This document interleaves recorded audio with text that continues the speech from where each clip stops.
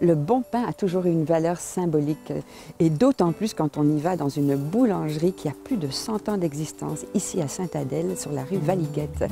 Alors, je vous invite à entrer avec moi dans cette boulangerie qui a conservé son cachet et surtout l'odeur du bon pain auquel vous ne pourrez absolument pas résister.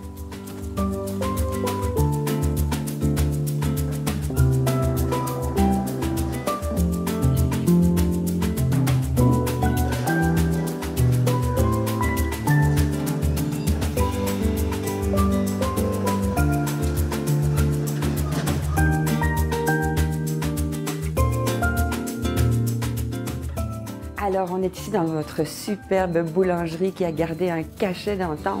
On se croirait au début du siècle, mais ça sent toujours aussi bon. Ça fait longtemps que vous êtes ici. Oui, depuis 1971. Moi, c'est peut-être pas depuis 1971, parce que mon père a ouvert ça avec Louis Kilburg. Mais moi, ça fait peut-être depuis, je vous dirais, une couple d'années un petit peu après, des années 80. Il faut dire, par exemple, que j'avais un autre métier. J'ai tout le temps dans la sphère de la boulangerie quand même depuis que je suis jeune, mais je venais aider ici depuis que ça a été ouvert, depuis que mon père est ici, je venais aider avec ma femme à faire de la boulangerie, des choses comme ça, des biscuits, des tartes. Si vous me dites en 1919, la boulangerie de mon arrière-grand-père, si Geoffroy, elle était située en haut de la côte rue Morin, à peu près quand vous allez vers chemin de Chanteclair. À peu près dans ce coin-là, il y avait mon grand-père, mon arrière-grand-père, excusez, qui avait une boulangerie dans ce coin-là. C'est à partir de là que les fils ont continué, qui est mon grand-père, après ça, lui, mon père. Et puis, vous avez réussi aussi à intégrer un petit peu plusieurs membres de votre famille dans le métier de boulanger? Oui, j'ai mes fils et mes petits-fils aujourd'hui qui travaillent avec moi. Ça, ben là, je pense que c'est le summum d'un grand-père ou d'un père qui travaille avec ses enfants et ses petits-enfants. Et qu'est-ce que vous préférez dans le métier de boulanger, en fait? Ah, comment je pourrais vous dire? Mais se lever tôt. Ça, c'est pas pire, se lever tôt. L'odeur. Puis, écoutez, le pain, quand on réussit à produire une qualité de pain, puis qui fait en sorte que le monde la jette à une certaine quantité, puis que ça évolue d'année en année, on apprécie qu'on a fait une bonne job au niveau de la boulangerie. Alors, les gens viennent ici de partout, hein, pas juste des alentours, mais ils viennent de partout parce que vous avez su conserver une recette assez authentique du pain. On peut dire que je vis beaucoup avec la place même, mais surtout avec le touriste qui vient de partout. Je pourrais dire de partout, que ce soit Gatineau, que ce soit sa Rive-Sud, ça vient de partout, Québec. On a beaucoup de touristes de plusieurs régions qui viennent ici. Puis, qu'est-ce qui est le fun aussi, c'est que beaucoup de personnes nous parlent que quand ils venaient, eux autres, avec le grand-père, le père, ça, c'est touchant.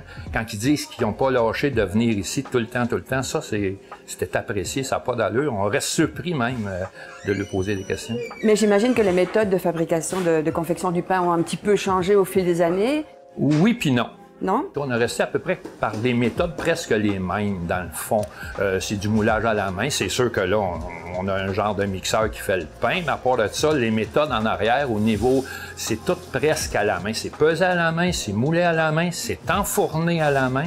Il n'y a pas grand-chose qui a changé comparativement à, je pourrais dire quasiment à mon père, de la façon qu'il procédait lui-ci. C'est sûr que c'était pas la machinerie d'aujourd'hui que mon père avait, mais on travaille un peu de la même méthode. Je vous dis pas que c'est ça qui est la réussite, mais ça peut en faire partie. Pourquoi regarder le cachet en terminant de cette boulangerie-là comme autrefois? Bien, on le gardait au début parce qu'on disait, ben c'est le fun comme ça.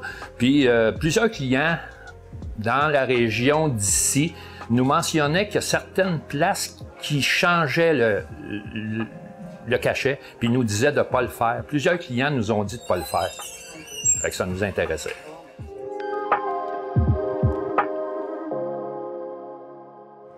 Travail et famille.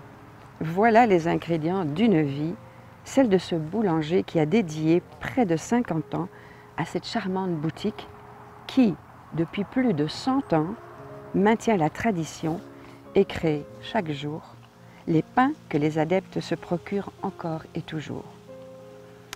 Avec un certain humour, il déjoue parfois l'image un peu romantique que l'on a du boulanger qui se passionne pour son métier.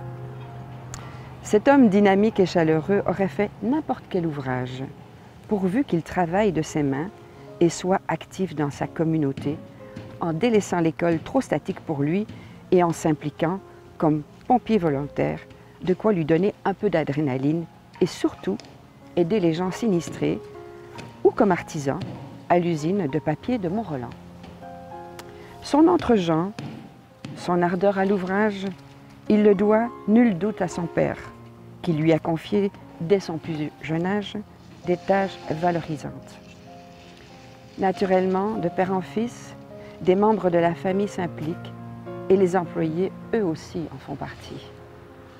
Sa réussite personnelle, il la doit au clan, à ses frères, à des amis, des employés, à sa femme, toujours bonne collaboratrice, et à la famille tissée serrée qui tient à suivre cet homme rassembleur dont l'heureux charisme a plus d'un charme.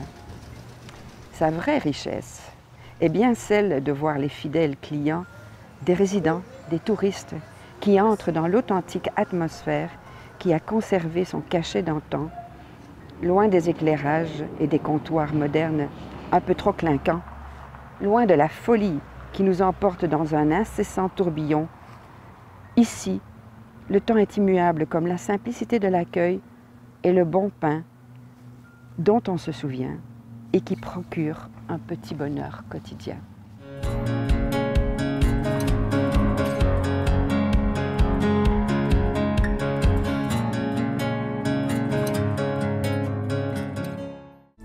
Cette émission d'Accès est appuyée par Cogeco et est rendue possible grâce à la collaboration de la communauté avec Nous TV.